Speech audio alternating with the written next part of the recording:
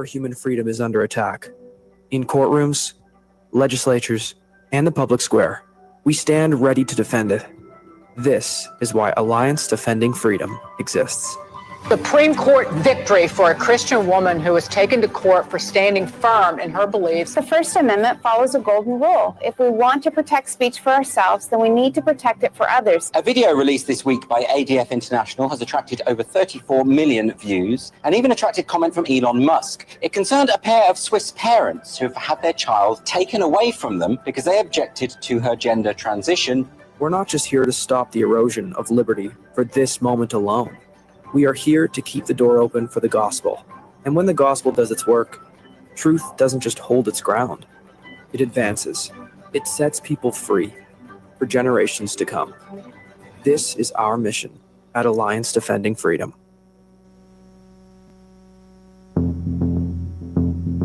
The only homicide on January 6th was the unlawful shooting death of Ashley Babbitt. This major new lawsuit that Judicial Watch filed, a $30 million wrongful death lawsuit against the United States government. She was unarmed. There were no weapons visible. She was shot in the shoulder and killed by Lieutenant Byrd. He popped out and shot her dead.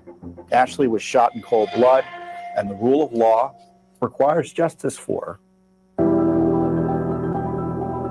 I started to investigate some programs across the country. The choice was pretty clear when I started to look at the student network, the faculty, and sort of the reputation that the school had. It was a very easy decision for me. I was super interested in the course offerings when I started to look at those. I thought those were very applicable, but very diverse. You know, no matter what field you want to take within politics, there's course offerings for virtually anyone with any sort of career interest. It's not only those, but I think it's the relationships that you build with your fellow students, most of whom are working professionals working in the field of politics, whether that's here in DC or in their home state as an online student.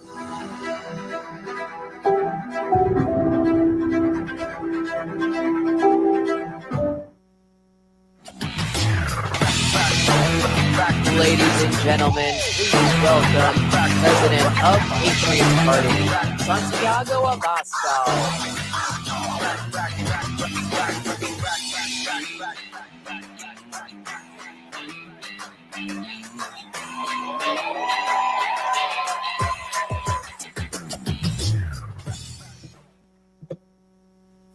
Muchas gracias a todos. Hace un año estaba en esta misma tribuna compartiendo con vosotros las mismas preocupaciones y recibiendo también los mismos desprecios de quienes nos daban por derrotados. Ahora nos toca sonreír porque ese desprecio de quienes se creían todopoderosos e intocables se está convirtiendo en rabia. Rabian porque el mundo ya es distinto, ya es más parecido a como lo soñábamos hace solo un año. Ya está en retroceso ese plan de miseria y de wokismo que pretendían imponernos. Ya se ha demostrado que el futuro no está escrito. Se ha demostrado que ese futuro puede ser esperanzador y luminoso y que solo hacían falta gobernantes valientes, gobernantes capaces de escuchar a sus pueblos y capaces de cumplir sus promesas. Gracias por permitirme estar de nuevo a vuestro lado para decir esencialmente lo mismo, pero para hacerlo con muchísima más esperanza. Quisiera utilizar esta intervención para responder como español y como europeo al discurso de la semana pasada del vicepresidente Vance en Múnich. Y quiero hacerlo para darle una respuesta firme y contundente. Y la primera palabra de esa respuesta debería ser gracias. Simplemente gracias. Gracias porque Europa necesitaba oír ese discurso y sus líderes necesitaban oír esas verdades, las mismas que ellos tratan de silenciar y de manipular cuando las decimos nosotros. Gracias, vicepresidente Vance, porque ya no pueden seguir despreciando y ocultando la realidad. Pero, sobre todo, porque todo lo que se dijo en Múnich es verdad. Es verdad que enfrentamos una crisis democrática grave. Es verdad que las oligarquías, que no ha votado nadie en Europa, se dedican a tomar decisiones muy perjudiciales para nuestros pueblos sin preguntar nunca a nuestros pueblos. Es verdad que la inmigración masiva promovida por esos mismos oligarcas está destruyendo la convivencia, los servicios públicos y la propia identidad de nuestros pueblos. Es verdad también que de la mano de esa inmigración viene el terrorismo islamista, y no como un fenómeno aislado, sino como una crueldad repetida en Europa, alentada precisamente por quienes pretenden una Europa islamizada, por quienes promueven o toleran tribunales islámicos en nuestras propias ciudades, por quienes han abandonado a las mujeres de Europa, que ven cómo ahora se multiplican las agresiones sexuales. Es verdad también que una mezcla de pacifismo mal entendido, de egoísmo, de suicidio y de sumisión, con esa mezcla, los europeos han visto cómo los oligarcas han dejado indefensa a Europa, inseguras sus calles, derruidas sus fronteras e insuficientes sus recursos. Y es verdad, y en eso consiste la crisis democrática, que se roba a los ciudadanos la capacidad de elegir sobre todas esas cuestiones y al mismo tiempo se les roba el dinero de sus bolsillos para pagar todo ese disparate. Esas verdades ya dibujan un escenario muy grave en nuestro continente. Pero hay algo aún más importante. Es verdad que en Europa se está persiguiendo la libertad. En Europa hoy pretenden que todas esas verdades no se puedan denunciar y, por lo tanto, no se puedan remediar los problemas. Las oligarquías europeas están destruyendo todo lo que hizo a Europa grande alguna vez. Y para ello pretenden liquidar nuestra libertad, que es la columna vertebral de nuestra civilización compartida. Porque Europa es la filosofía griega, el derecho romano y la espiritualidad cristiana. Europa no es la sumisión islamista, ni la ideología woke, ni la cultura de la cancelación. La respuesta a las verdades del barquero del vicepresidente Vance no se hizo esperar por parte de un comisario de la censura. El vicepresidente Vance vino a Europa a decir que Europa ya no acepta la libertad de expresión y la respuesta de un ministro socialista alemán fue: el discurso de Vance es inaceptable. Todo claro. Nosotros, por el contrario, lo aplaudimos y le damos las gracias, porque es verdad que tenemos una civilización compartida y no es la woke, ni tampoco es el manifiesto comunista, aunque demasiadas veces hayamos sufrido esos azotes totalitarios tan semejantes en sus formas.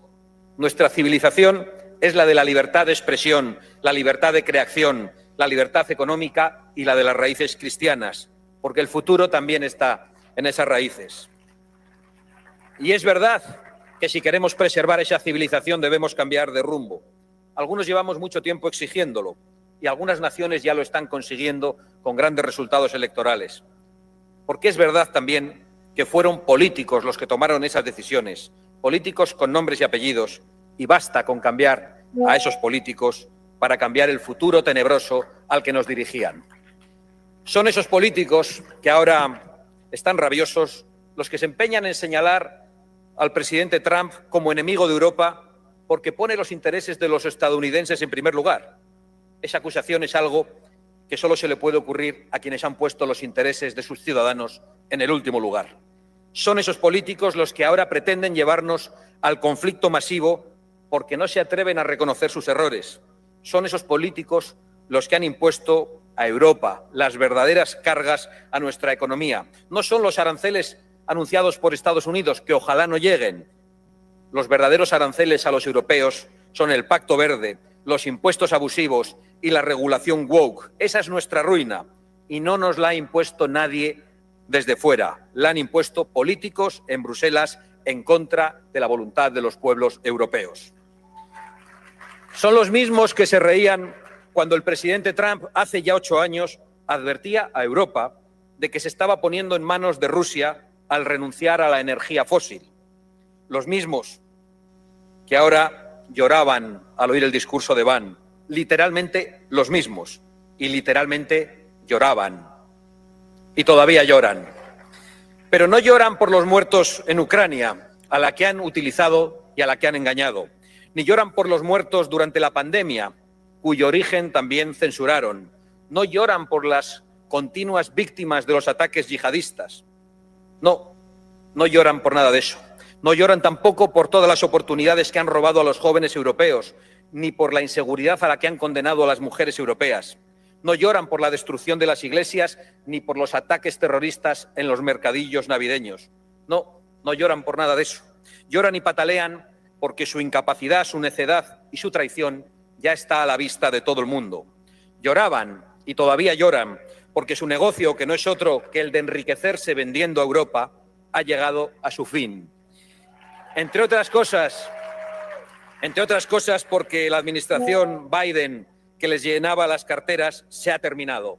Y con ella se han terminado los millones de dólares que ellos repartían para esparcir sus políticas y sus ideologías absolutamente nefastas. Lloran también porque su tiempo ha terminado. No podemos por ello sentir la más mínima compasión por esas lágrimas de quienes han sido fuertes hasta la crueldad con los débiles y ahora lloriquean ante los argumentos fuertes y verdaderos. Pero tengamos cuidado, al igual que Sánchez en España, los burócratas de Bruselas van a aferrarse a sus sillones con desesperación, quizá porque saben que cuando no se sienten allí tendrán que sentarse en un banquillo delante de un juez. Ahora pretenden llevarnos a la guerra total, los mismos que han dejado a Europa indefensa, destruyendo su industria y su capacidad de generar energía, los mismos que le dieron a Rusia la posibilidad de invadir Ucrania, los mismos que facilitaron la agresión de Putin, condenándonos a la dependencia energética. Ahora el presidente del gobierno de mi país, Pedro Sánchez, viaja a Kiev, a Ucrania, pero no lo va a hacer para decir a los ucranianos que las bombas que lanza Rusia las paga él mismo. Sí, las paga Sánchez, que le compra a Rusia el doble de gas del que le compraba antes de la guerra. Y con ese dinero que han dado los populares y los socialistas europeos, han financiado también la guerra a Putin. Y por lo tanto hay que deshacerse de esos Napoleones de salón que solo saben provocar guerras, cuyas consecuencias siempre las pagan otros, tanto en términos económicos como en términos materiales. Europa necesita que se vayan esos Napoleones para tener ejércitos fuertes, fronteras inviolables y una industria de defensa. Necesitamos todo eso. Hemos visto precisamente en Israel cuál es la verdadera amenaza que enfrentamos y hemos visto también que solo la firme voluntad de Israel para existir le está permitiendo ganar una guerra que no comenzaron ellos. Europa necesita defenderse de los planes de quienes llevan el terror a nuestras calles y de quienes empujan esos planes. Tiene que defenderse de esas oligarquías disfrazadas o de esos oligarcas disfrazados de filántropos como Soros, porque hace 9 años ese enemigo de nuestra civilización dijo que la Unión Europea debería recibir 1 millón de inmigrantes al año. 9 años después, la Unión Europea ha recibido 9 millones de inmigrantes. Para conseguirlo, no solo ha invertido su dinero a través de sus ONGs y comprando a burócratas, políticos y jueces, también ha invertido el vuestro, el de los contribuyentes americanos y el de los contribuyentes europeos. Creo que es un caso único en la historia en la que a los pueblos se les obliga a pagar de su propio bolsillo la invasión que el propio pueblo padece. Se quejan ahora de Elon Musk porque procura la libertad en las redes sociales y porque tiene la valentía y el derecho de expresar sus opiniones. La realidad es que se quejan porque no quieren que se sepa que ellos han estado a sueldo de Soros y a sueldo de la administración Biden. Solo un último dato de mi país. La primera persona que visitó al corrupto presidente de España, Pedro Sánchez, fue precisamente George Soros en el Palacio de la Moncloa. Dato publicado y nunca negado por el gobierno. Sin embargo, nunca han tenido un problema con las injerencias hasta ahora. Son muchas las verdades que el vicepresidente Vance dijo en Múnich y tenemos que empezar a enfrentarlas desde el principio, desde lo más básico. Debemos reconquistar antes que nada las libertades que nos han arrebatado, reconquistar la libertad de expresión, reconquistar la libertad económica, reconquistar la libertad para nuestra industria y para nuestro campo, reconquistar nuestra capacidad para producir energía. Debemos reconquistar también nuestras fronteras, nuestra identidad y la seguridad perdida en nuestras calles. Debemos reconquistar la democracia para todos los ciudadanos y debemos reconquistar la soberanía de las naciones. Y que estén seguros de que vamos a hacerlo, pese a quien pese y cueste lo que cueste, vamos a reconquistar nuestro futuro. La época de las tinieblas está llegando a su fin. estamos dejando atrás una de las etapas más oscuras del mundo libre. Sonriamos y sigamos luchando, luchando y luchando. Muchas gracias.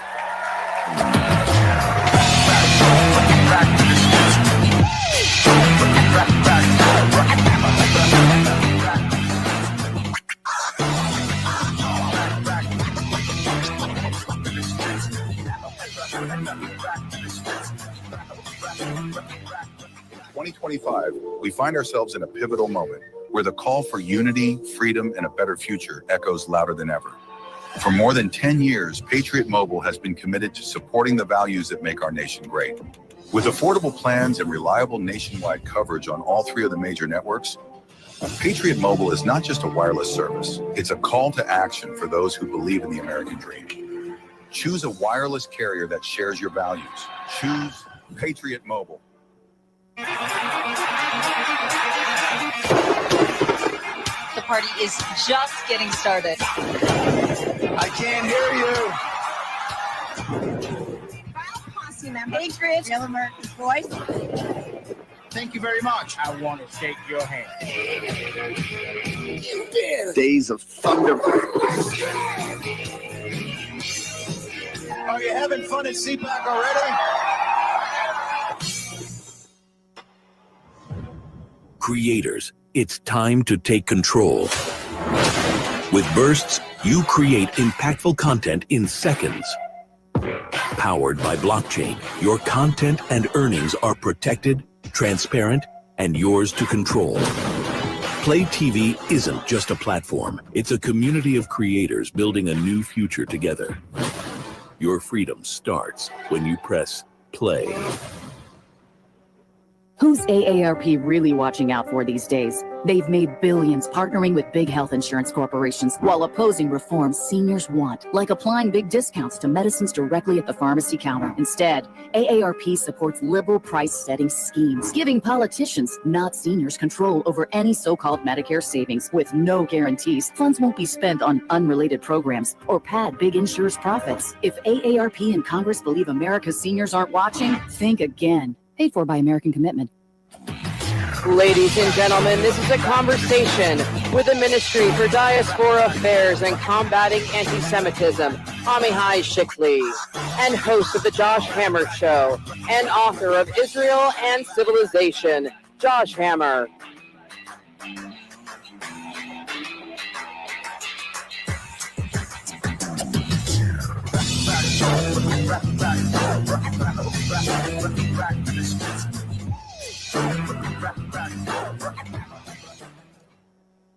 So good afternoon, CPAC. I'm not sure how many of you saw the images this morning, but we do have to start on a somewhat somber note. There were these terrible images of babies being returned in coffins from Gaza to Israel this morning there. And I want to toss it to the Israeli Minister of Diaspora Affairs and Combating Anti-Semitism, Amihai Shikli, is going to lead us in a moment of silence for these deceased hostages. So we have experienced one of the most toughest days since the beginning of the war. It is an extremely difficult day in Israel with the returning of the bodies of Shiri, Kfir, Ariel Bibas, two little children and the mothers, along with Oded Lifshitz from Kibbutz Nir Oz. And I think if we can take a moment of silence before we begin. Thank you. So tragically, these images this morning really do set the scene for our broader conversation here. And first of all, let me just make a brief point. You guys all heard from Vice President J.D. Vance this morning. Vice President J.D. Vance said it very well about a month and a half, 2 months ago, where he said the message should not be bring them home for the hostages. The message should be let them go. Let them go. Let them go, absolutely. That is the message. That's a major shift. That's the new administration is coming with a new spirit. You know, for decades, we've heard this sentence, Israel has the right to defend itself. But this is obvious, and no other state needs to mention that they have the right to defend itself. And this administration is coming with a different message, that Israel has the right and it's obliged to eliminate its enemies, to eradicate evil, as Marco Rubio said, And this is a totally different approach. And this is how you win wars. Well, in many ways, Amichai, I think Israel is teaching the West how to win a war, which the West has not really done, frankly, since World War II. But I want to briefly talk about the broader war, which is the war for Western civilization actually itself. What is Western civilization? We talk about it here. To me, Western civilization is basically synonymous with the Bible. It all ultimately goes back, as we two Jews know all too well, to God's revelation to Moses at Mount Sinai. I mean, when we talk about defending the West, guys, Jews and Christians alike, we're talking about defending those very values and that very way of life. And Israel is not just the canary in the coal mine for all of these fights, but anti-Semitism itself, as you know in your role, it is a direct attack not just on the Jews, but on all of this, on all of Western civilization. Absolutely. I think that, President Reagan ended the Cold War, and we thought that this war ended, but it never ended. It just wore a different face. And we saw it in universities all across Europe. We saw it on universities here in America. And the woke progressive movement is just another face of the Marxist movement. And in its root, this is a godless philosophy that denies the idea of truth. And when you deny the idea, the concept of truth, there is no good and bad. There is no right and wrong. There is no option for moral clarity. And this is how you can defeat the West from within. That is the effort that made by the woke progressive movement. And this is a threat, not just for the state of Israel. This is a threat for America, and this is a threat for Western civilization. And I think that we need to restore those very basic values. And as President Trump says, we want to put God back on the stage, because without God, what is truth? What is right and wrong and good and bad? And it all comes from our common values and our common tradition. And that is, I think, a new era. And I'm very optimistic that with moral clarity, we can achieve amazing things together, Israel and the United States, and lead the free world into a better future. So one of the things that we were talking about backstage a little bit is that, we in the United States, we in the West more broadly, I think have forgotten what actual evil looks like. We have forgotten that evil exists. Personally, I became a conservative at 12 years old on 9/11 because I saw the smoke from the Twin Towers with my own eyes. And I think many people in this post-October 7th environment are rising to that same realization. But we can't talk about evil, I think, specifically without talking about the Iranian regime, which is really kind of the roots of the overwhelming majority of evil, not just in the Middle East, but frankly around the world more broadly. Maybe you could just talk a little bit about the specific threat from the Iranian regime and its proxies. And I think you might have a bit of a revelation for us when it comes to Iran. I came with some news, but before one word about the concept of evil. I think that, it's frightening to expose our kids to the fact that, yes, the monster beneath the bed really exists. There is evil in this world. And we want, to push away our children and the younger generation to believe that evil does not exist. We in Israel, unfortunately, even those of us who thought that there is no evil, met evil on its worst option on October 7th. We saw evil today in Gaza with the horrors of how the Hamas celebrated this moment of bringing the Bibas family and Oded Lifshitz.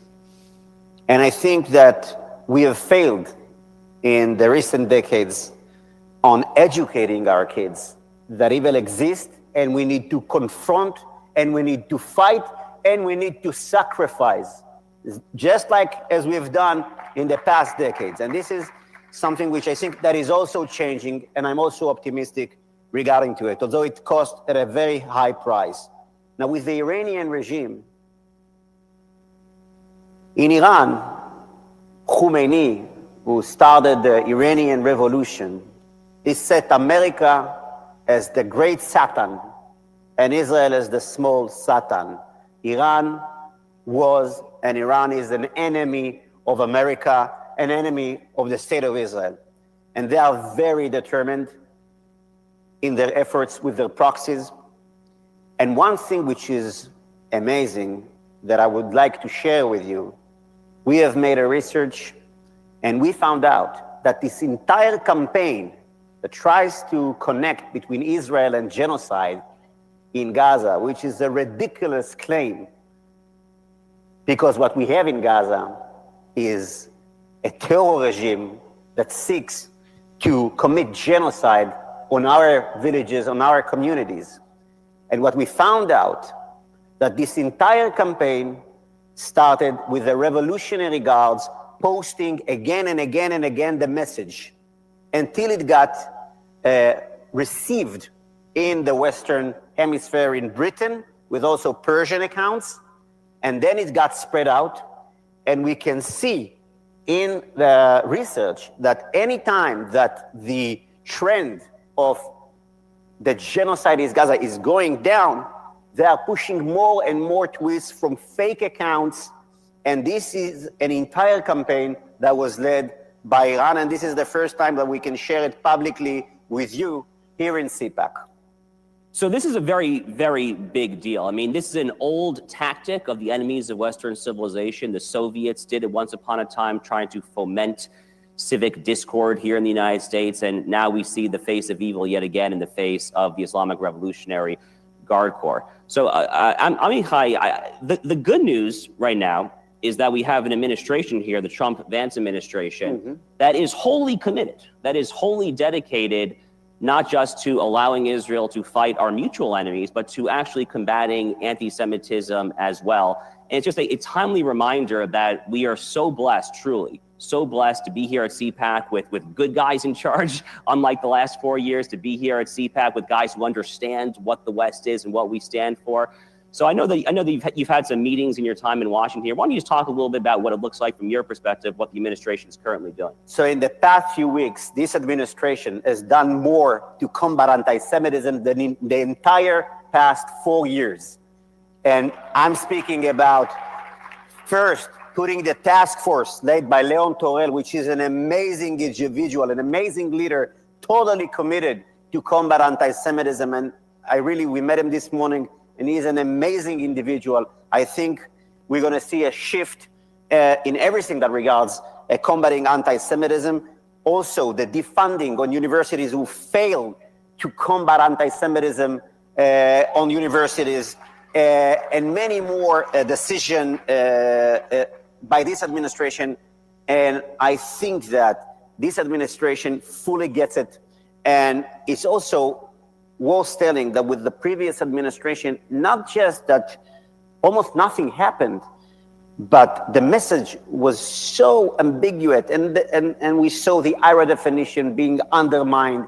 And I think it was very, very weak. And you know, actions speaks louder than words. And I think that this administration speaks with actions and not with big words.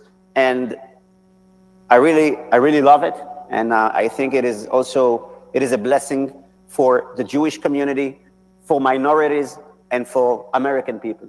You know, Teddy Roosevelt, the president, famously spoke of the man in the arena. That's his famous speech. And Donald Trump is nothing but the man in the arena. He is nothing if not that right now. So God bless Donald Trump. Amen. And God bless you, Amichai, and God bless you, CPAC. Thank you guys so much for having me. Thank you. Thank you.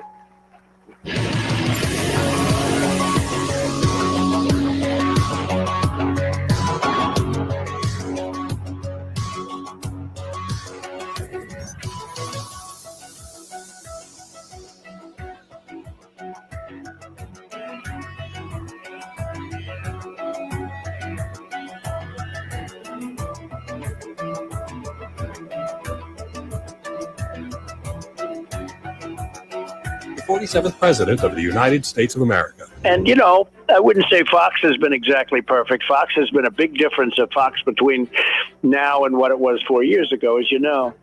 But we have others that come along and they're doing well. And Newsmax has been really good, and others are coming along, and people are seeing that they're watching these conservative networks. President Trump is right. That's why millions of Americans are tuning into Newsmax for the real news they can trust. This lunacy will end on my first day back in the Oval Office. I promise you it will end immediately.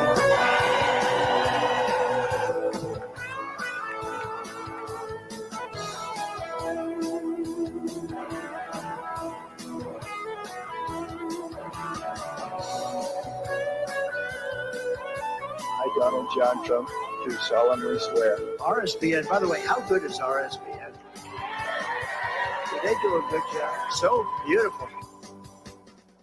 Who's AARP really watching out for these days? They've made billions partnering with big health insurance corporations while opposing reforms seniors want, like applying big discounts to medicines directly at the pharmacy counter. Instead, AARP supports liberal price-setting schemes, giving politicians, not seniors, control over any so-called Medicare savings with no guarantees. Funds won't be spent on unrelated programs or pad big insurers' profits. If AARP and Congress believe America's seniors aren't watching, think again. Paid for by American Commitment. Overdose deaths are up over 600% since 2020. Fentanyl is a leading cause. You think you're doing one thing, instead, one pill and you're dead. Unfortunately, that's the reality 200 family members are going to face today. Our southern border, there's enough fentanyl coming across daily to kill every man, woman, and child. The fentanyl test is a small portion of the solution. It tests surfaces, powders, gels, and liquids with the precision of 99% accuracy. Results available in minutes. For individuals, hospitals, law enforcement. TheFentanylTest.com. Save lives together.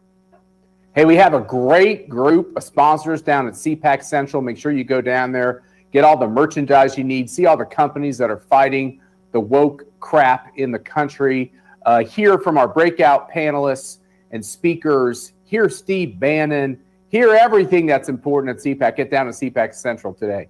When the bad people of Mexico meet with the bad people of the United States, what's the result? Culture of death, child trafficking, abortion, illegal guns, drugs, death. Mexico and the United States, we are not just neighbors, we're brothers and sisters. We need to work together, and let's make Mexico and America great together again. Let's send the world a message. We condemn the police state tactics of Xi Jinping, Vladimir Putin, Lula da Silva, and Joe Biden. I want to start by thanking Matt and Mercedes Schlapp and everyone at the American Conservative Union. They say globalism comes to die at CPAC. I'm here to tell you that in El Salvador, it's already there. An amazing time to be in this fight for freedom. Eliminar la corrupción de la política, pero no nos vamos a rendir en volver a ser Argentina grande nuevamente. Va a ser quién va a ganar y bien quién va a proteger a la familia. Esa es la batalla. Y ellos al final del día querían llegar a nuestros hijos para dividirnos. ¡Viva España! ¡Viva los Estados Unidos!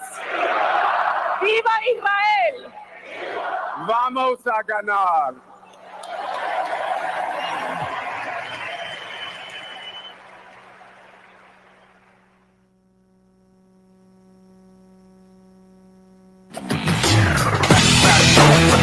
Ladies and gentlemen, please welcome U.S. Secretary of Energy, Chris Wright.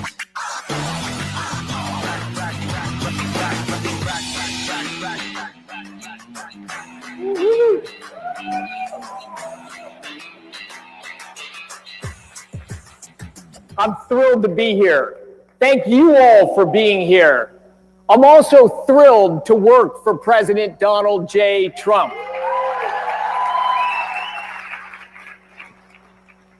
And I can breathe. I don't have a tie on today. I've worn a tie more in the last 2 or 3 weeks than I have in my whole life, and I feel liberated right now. When I'm on TV, my mom doesn't recognize me in a tie. Someone looked like you, but it wasn't you. So who am I? I'm a passionate guy about energy. From a kid in high school, I was passionate about energy sources, energy technology.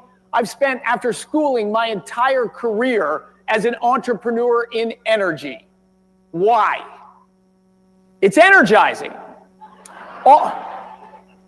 And also, It's what controls the limits in what's possible in our lives. Not just us, but everyone around the world. We had 30-year global life expectancy at birth throughout all of human history, all the way up to less than 200 years ago. Today, it's 73 years, from 30 to 73. Two things catalyze that change: the growth of human liberty, bottom-up social organization, what we're all passionate about, and the explosion in available energy from hydrocarbons. These two things just transformed the human condition. I am not everyone in the world has access to the liberty and energy we have. But in our own country, both of those concepts have been under great threat in the last 4 years. Maybe that's why my political career started. Liberty under threat, energy resources under threat. President Trump was elected partially on this very issue. And he was elected to get rid of the nonsense and bring back common sense.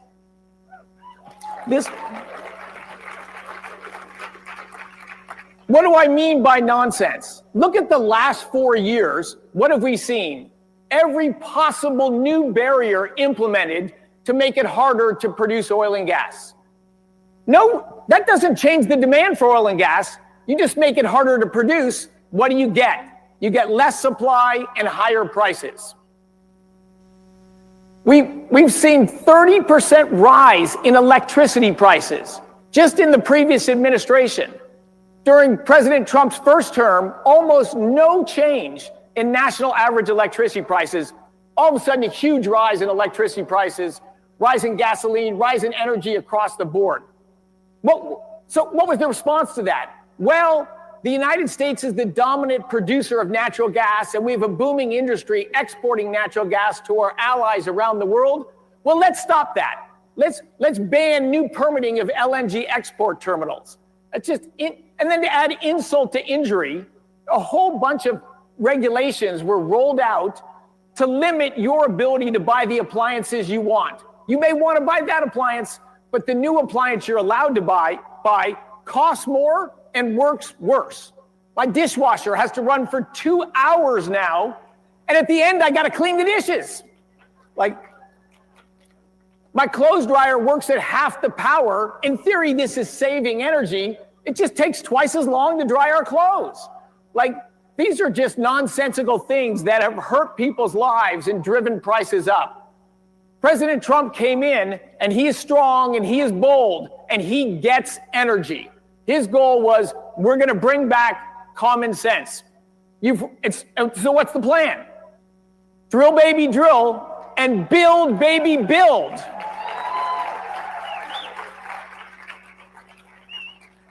To produce more energy, you need the infrastructure to move that energy to customers. Think of the consumers in New England.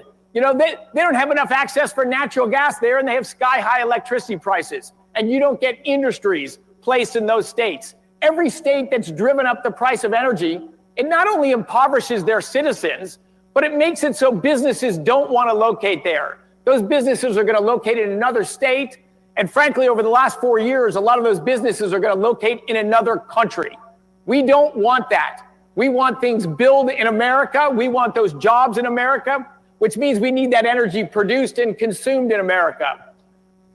Thank you. Thank you.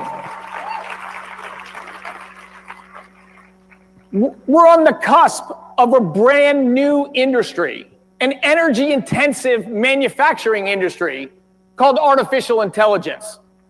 This is an industry we want to lead in. This is American technology. It matters not just for the efficiency of our economy, it matters from the enormous benefits that'll come in drug discovery, in product manufacturing, and frankly, in driving costs down. And it also matters for national security. Do we want China to lead the way in AI? I would feel naked. If their AI was better than ours, what does that say about the balance of power and the security of our country? We need to lead and win the competition in AI. And the only way to do that is to have tremendous energy production that we can both grow our electricity production, which is what AI runs on, but stop the price rises. They had almost no demand growth and they raised prices. This administration needs to do the opposite. We need to have demand growth and supply growth and not raising prices, everything we can do to push prices down. That's how we can better human lives. Better opportunities for American, lower cost of living, more industries that want to invest and build things here in the United States. That is this president's agenda. And as I dig into my job and my colleagues in other cabinet positions, there is an immense amount of barriers to making things happen. Our country, it's become a place where it's very hard to build something. And unfortunately, it's very easy to stop something. One regulation, one protest, our government is littered with inefficiency and traps that can be exploited to prevent people from building things. So the task before us is big. It's not modest. It's not simple. But we have a committed team who are working every day to get these barriers out of the way, let America grow our energy production, build our energy infrastructure, bring jobs and investment back to our country, raise American wages, and lower American prices.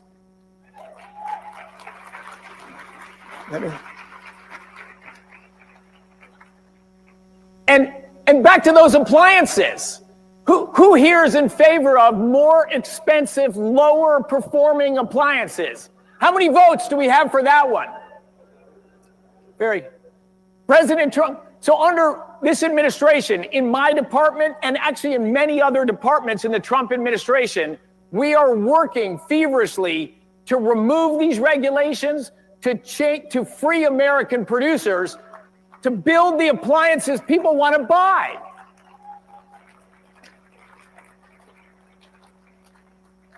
We have a factory in the southeastern part of the United States that employs hundreds of people to build a particularly popular product these days. It is a tankless water heater powered by natural gas. It's among the cheapest ways to heat your water, takes the least space, lower cost, burns natural gas, our lowest cost thermal energy we can have in our houses. It's a win on every box. That's why they've been selling like hotcakes and are an emerging product. So what did the Biden administration do? They see a hot product, all Americans are voting yes.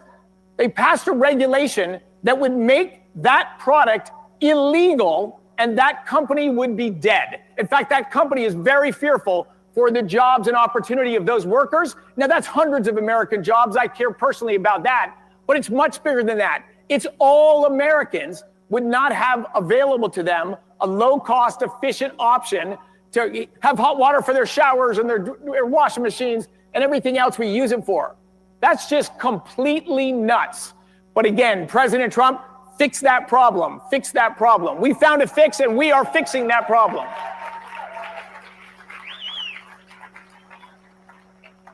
That factory's staying open. Those products are going to be built in mass and they're going to be shipped all across the country for the American consumers that want to buy them. We're not going to tell you what to buy. We want to enable you to buy what you want to buy. That's that crazy freedom idea.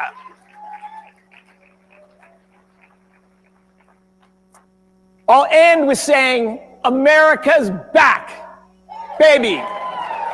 Thank you all.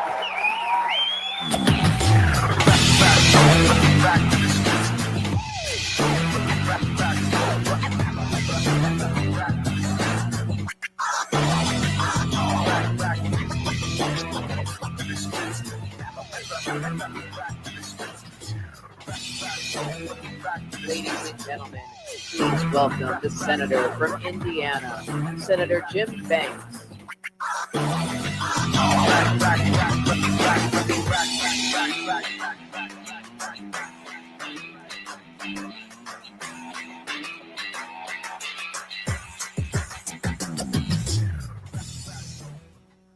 Thank you, CPAC. I'm Jim Banks, United States Senator from the great state of Indiana. I just left the floor of the United States Senate where I cast my vote to confirm Kash Patel to be our next FBI director.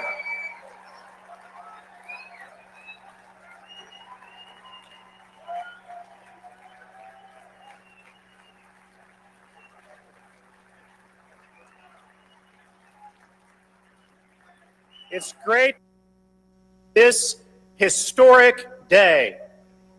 Today marks the 1 month point exactly that Donald Trump became our president once again, kicking off the golden age of America. Within a short time, we've gotten just a glimpse of the greatness that will define this new era.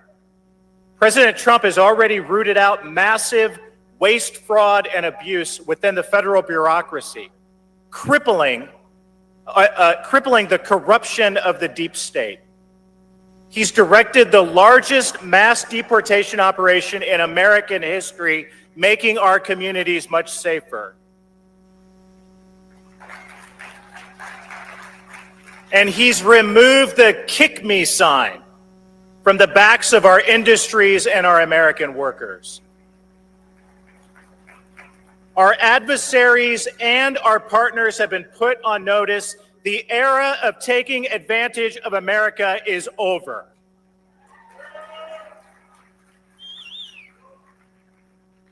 While America is heading toward this golden age at warp speed, we also face a troubling reality. There are those within our borders who hate America and are working against our own people.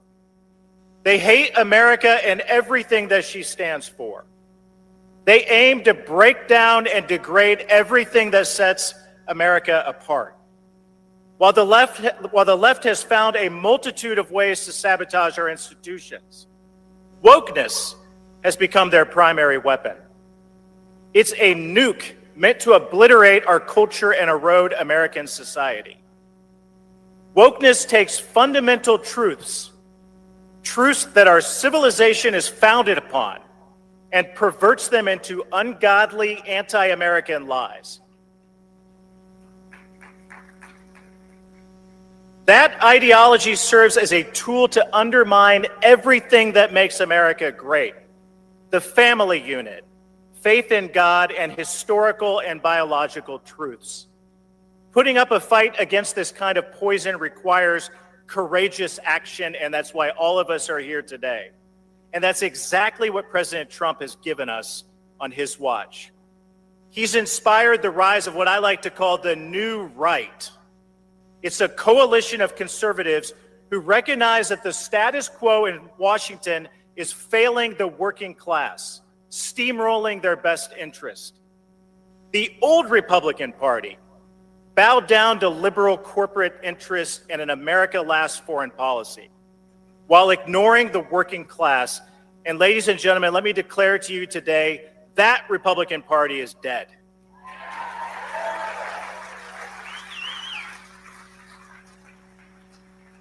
This is no time for wimpy Republicans. The new right merges true conservatism with the interest of the people. President Trump and his administration boldly embody this new Republican Party. This administration had the nerve to stand up against corporate America, the media, the federal bureaucracy, Wall Street, the mainstream culture, the education system, the entire Democrat Party, and even weak Republicans on our side.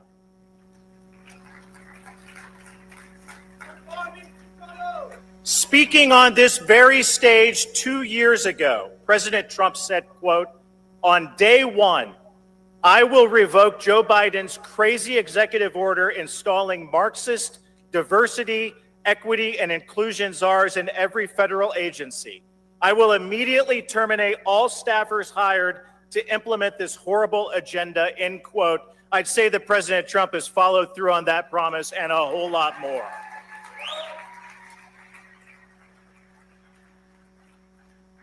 Despite how extensively DEI polluted our institutions, President Trump, with the swipe of a pen, dismantled this Marxist ideology from the halls of our government.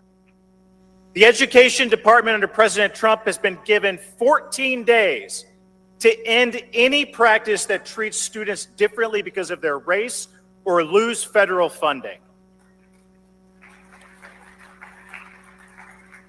That is a huge blow to DEI and a massive win for our kids. Maybe most importantly, though, DEI has been uprooted from our military because of Secretary Hegseth and President Trump.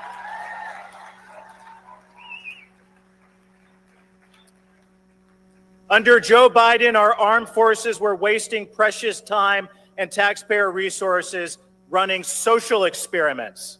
Do you think that China's military is worried about filling diversity quotas and making sure everybody's pronouns and delusions are respected? Of course not. And as a veteran of the war in Afghanistan, I can tell you that diversity in and of itself provides no strategic advantage. In fact, holding up diversity as some kind of moral virtue is a deadly distraction. Under President Trump, we're rightfully refocusing our military on lethality because that's what keeps Americans safe. But it's not just the public sector that's purged radical wokeness. Corporate America is also following suit, bending their knee to common sense.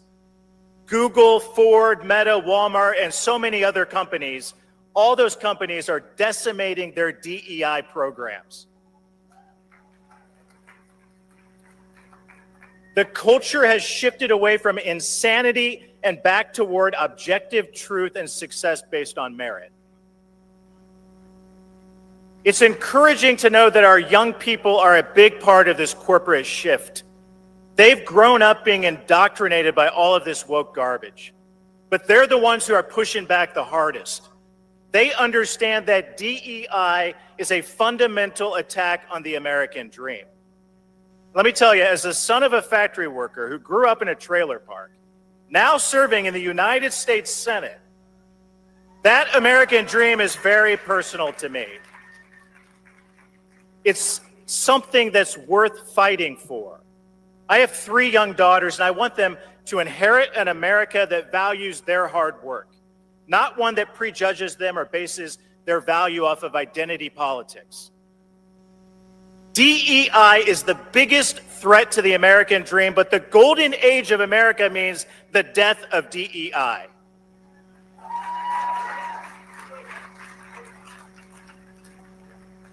Right now, President Trump has his foot on the neck of wokeism and driven a stake through the heart of those who hate America. But let me tell you, Congress needs to do its job. We have to reinforce the successes that President Trump and his administration have accomplished. We need legislation to codify and extend his transformative executive orders. Leaders in both the House and the Senate must partner with President Trump to help get these wins across the finish line and make them permanent. The Anti-Woke Caucus is and has been one of those partners. I'm proud to be the founder of the Anti-Woke Caucus during my time in the House. I've handed off the role to Congresswoman Harriet Hageman from the great state of Wyoming, who now leads that caucus. The Anti-Woke Caucus works to expose the cultural rot introduced by the woke movement and helps to lay the groundwork for much of what the Trump administration is accomplishing today. It stands against the tide and fights for legislation focused on restoring a merit-based society, a society that prioritizes free speech, fiscal responsibility, and the rule of law. And I'd like to mention that a lot of outside organizations, especially the Claremont Institute, have been essential partners in the momentum that we've had.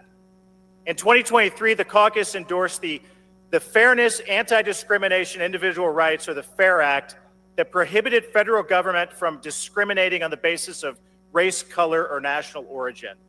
And that same year, the caucus supported an amendment that I provided to the Department of Defense that would have prevented federal funds from being used to hire or pay employees who work on DEI at the Pentagon. That amendment passed the House, but it failed in the Senate. But now that there are new faces in the Senate, I say it's time that we try again. Let me close by saying that this recent election in November was a referendum on the status quo. President Trump has led this country and this town into a new age. This isn't business as usual in Washington.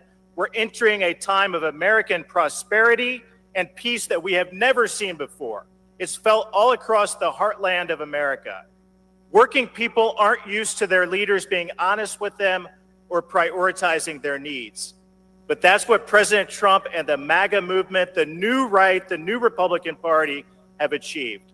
The cancer of wokeness tried to undermine our national unity and destroy our country, but thank God it failed. We, the people, know what makes this country great. This is the greatest country in the history of the world. It's always worth fighting for, and I look forward to fighting alongside you to keep this country great. Thank you. God bless. The yeas are 51. The nays are 49. The confirmation is confirmed. Under the previous order, the motion to reconsider is considered made and laid upon the table, and the President will be immediately notified of the Senate's actions.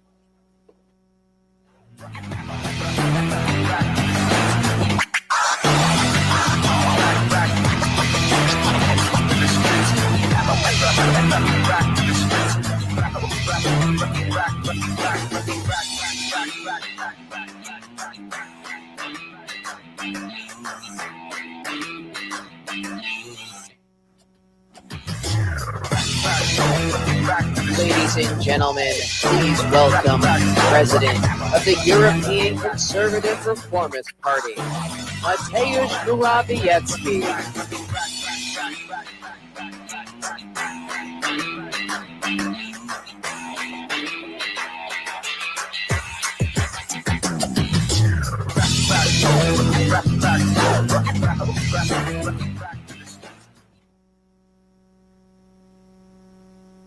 I stand here in front of you as a representative of Europe, a continent which once shaped the world, and great continent of great explorers and inventors, industrial revolutions, Columbus and Copernicus, Leonardo da Vinci and Nikola Tesla. It was really a great continent. And I want this continent to be great again.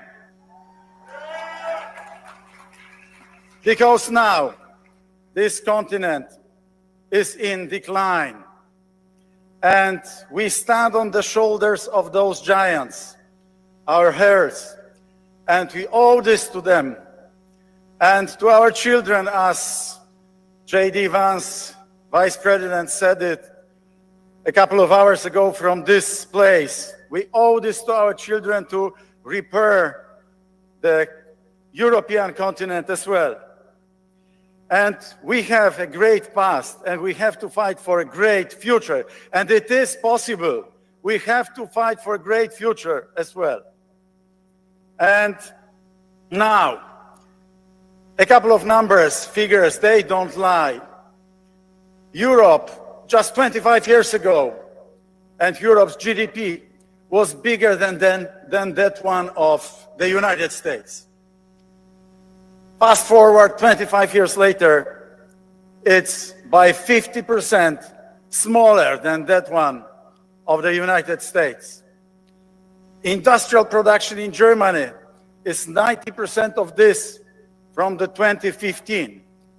By the way, the industrial production of Poland is on the level of 155% of that one from 2017. So today, Europe stands at a crossroads. It can rise again or fade into irrelevance. And we have to rise because we cannot be the weaker partner of the United States. The challenges all around us are really great and grave, and we have to cope with them, hand in glove with the United States.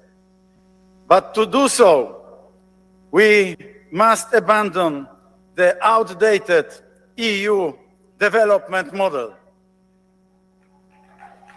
The Franco-German engine has stalled, and Brussels bureaucracy cannot replace real economy. And climate and migration policy, instead of delivering solutions, have created chaos. If we fail to change course, Europe risks becoming a museum, an open-air museum, you can say, or worse, a colony of Asian powers. That's a real threat. And Europe faces many threats.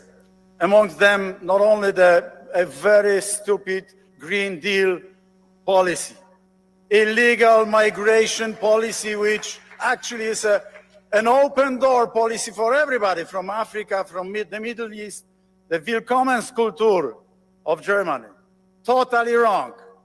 But also it suffocates the free speech, and it also fights with very poor defense system. If we do not fix these internal failures, we will have even bigger challenges to deal with, because Russia, the illegal migration, China, and Islamic terror is just next door, behind the corner. Right now, bureaucracy is killing Europe. I tell you, Europe used to award ambition once upon a time. Now it awards compliance. We need a renaissance of the European industry. We need a program designed and crafted in Europe 2040, exactly like the Made in America, Made in China as well, but we don't have it. The EU was built on economic cooperation and freedom. And today, every entrepreneur, every innovator, every visionary faces an army of regulators. That's Europe. They don't build, they don't support, they punish, they restrict, they require ESG or DEI or another acronyms. This is what is happening across Europe. So we see this weakness of the European Union in the AI. We have the thickest AI rule books, and we have the strictest AI regulations, but meanwhile we don't have AI in Europe, unfortunately. We can see this very weakness of the European Union in our industry. Energy prices are soaring. Vice President J.D. Vance was dead right saying that we have to lower the prices of energy. I envy so much your program, Drill Baby Drill. We look for one in Europe, because factories are shutting down, carbon leakage everywhere, mass layoffs in Europe, yet European elites push towards unrealistic climate policies instead of securing the economic strength and economic growth. We also see this European weakness in the area of freedom. The European Commission speaks of democracy while silencing dissent. They manipulate elections.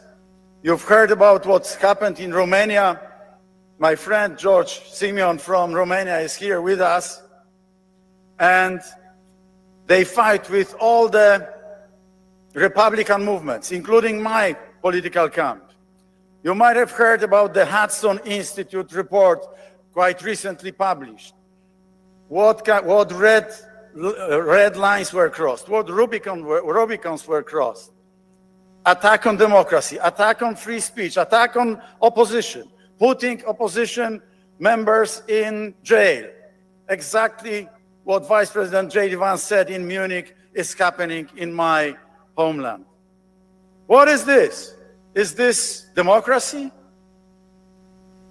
The liberal leftist government and liberal left organizations receiving money from the European Commission, receiving money from USAID, NED, the Soros Foundation. They were furnished, they were supported from all over the place. So how our presidential candidate, and we have the presidential elections 3 months from today, how he can fight on level playing field with all the propaganda coming from outside, with the Russian disinformation and manipulation coming from the East, and all the leftist money coming from the West. That's really difficult. And I tell you, in 3 months from today, the presidential elections will be after the first round. And it is a very critical moment for Poland. Depending on who is going to win, our beloved country will go towards the Republican values or leftist liberal values, or anti-values, I should have said. My government was punished for standing up to Brussels. EU recovery funds were blocked, and this was against all the rule of law in Poland. And it weakened also, the European Union weakened its own economy through over-regulation and demanding even more Green Deal, even more illegal migration, even more woke and wokeness. And it left itself defenseless by cutting military expenditures while demanding more strategic autonomy. How they connect the dots on the picture, I don't know. European elites live in a fantasy. They speak of strategic autonomy, but while dismantling their own defense industries. You know what's the biggest stupidity in the European Union? The one which is going to be described in the future history books. The European Union created 4 new major industries, but not in Europe, in China. Wind turbines, solar panels, 98% of solar panels produced in China. Electric vehicles, 60% of electric vehicles produced in China. And electric batteries, all furnished and supported with the European money. Cannot imagine more stupid thing.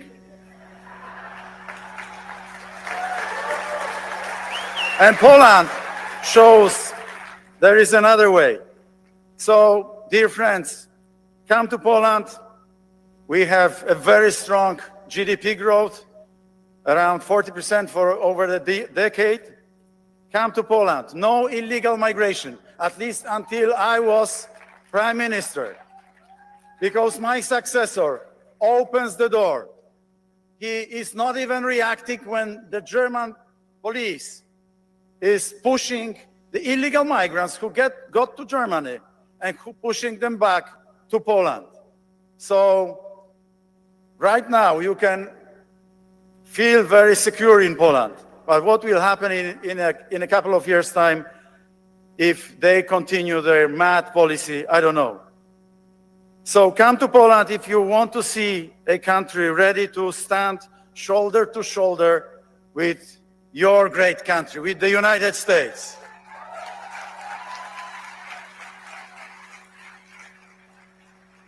But why is Poland safe and strong?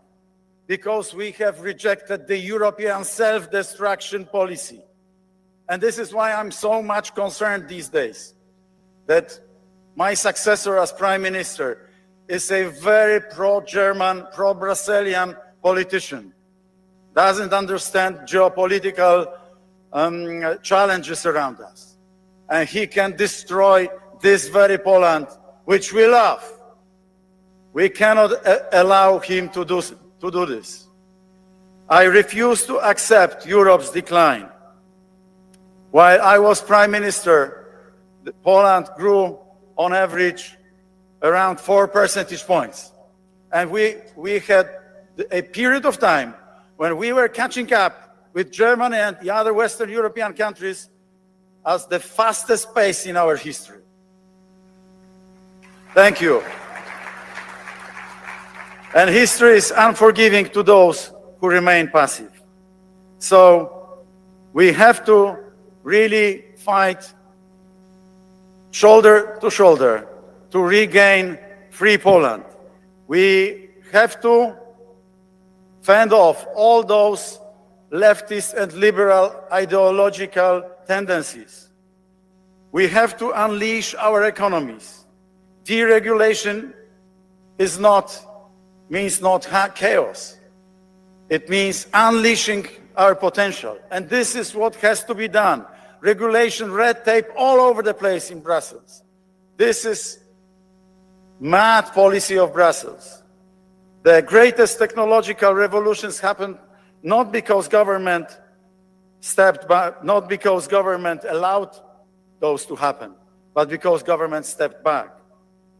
Second, we have to defend our sovereignty. So no more blackmail from the European Commission. No more juristocracy. Do you have juristocracy here in the States? We have it all over the place in Europe. And in Poland, it's crazy. Third, we have to rebuild our defense. And Poland is dedicating more than 4 percentage points on defense. It's the country where, while I was able to repair the public finances and the Polish budget, I have left the Polish budget in a very good state. And my successors are trying to take credit of this. And we are spending 4.7% on defense because we know how important this is. Europe created the first universities, the first modern economies, the strategies that shaped history. Now we must awaken that spirit again. The spirit of inventors, the spirit of ambition, the spirit of courage and determination. On top of the already existing difficulties, problems, we have this huge war in Ukraine. And there is the space of intermarium of which Poland can be a barbican of stability between the Black Sea and the Baltic Sea. And we want to be the indispensable ally of the United States in this part of the world. We need you, but I believe you need us as well. So if we fail, Europe fades into history. Europe is declining. If we fail, Europe will become a junior partner of Russian-Chinese tandem. And together, Russia, China, and Europe is stronger than the United States. So it's a jeopardy for the security and stability and prosperity of the United States as well. If we act, however, Europe shapes the future. If we restore our strength and our vibrant economy, Europe and the USA together may stay as a beacon of hope and freedom. The choice is ours. Let's make Europe great again. Thank you.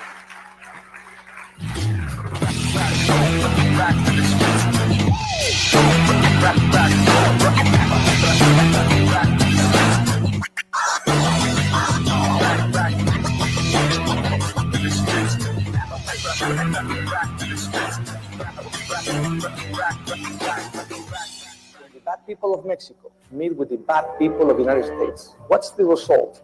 Culture of death, child trafficking, abortion, illegal guns, drugs, death. Mexico and the United States, we are not just neighbors, we're brothers and sisters. We need to work together, and let's make Mexico and America great together again. Let's send the world a message. We condemn the police state tactics of Xi Jinping, Vladimir Putin, Lula da Silva, and Joe Biden. I want to start by thanking Matt and Mercedes Schlapp and everyone at the American Conservative Union. They say globalism comes to die at CPAC. I'm here to tell you that in El Salvador, It's already there. An amazing time to be in this fight for freedom. Eliminar la corrupción de la política, pero no nos vamos a rendir en volver a hacer Argentina grande nuevamente. Va a ser quién va a ganar y quién va a proteger a la familia. Esa es la batalla. Y ellos al final del día querían llegar a nuestros hijos para dividirnos. ¡Viva España! ¡Viva los Estados Unidos! ¡Viva Israel! Vamos a ganar.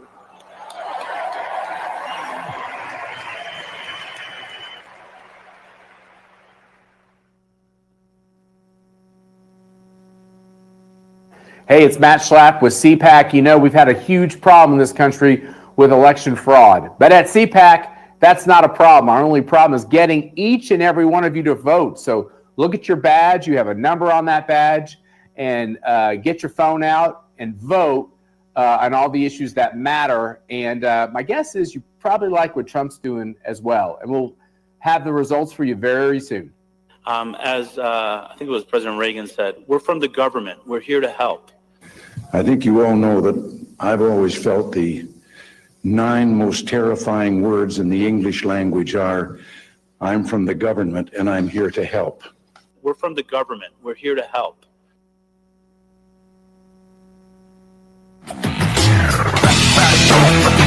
Ladies and gentlemen, this is a conversation. Please welcome Speaker of the House, Mike Johnson, with Newsmax's Rob Finnerty.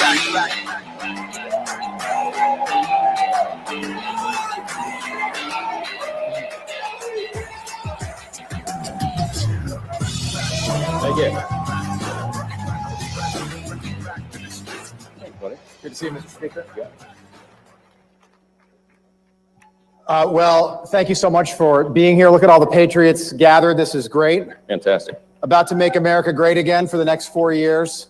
We want to thank Matt and Mercedes Schlapp for putting this together. On behalf of Newsmax, Mr. Speaker, thank you so much for being with us. Yeah. As everyone just heard, Kash Patel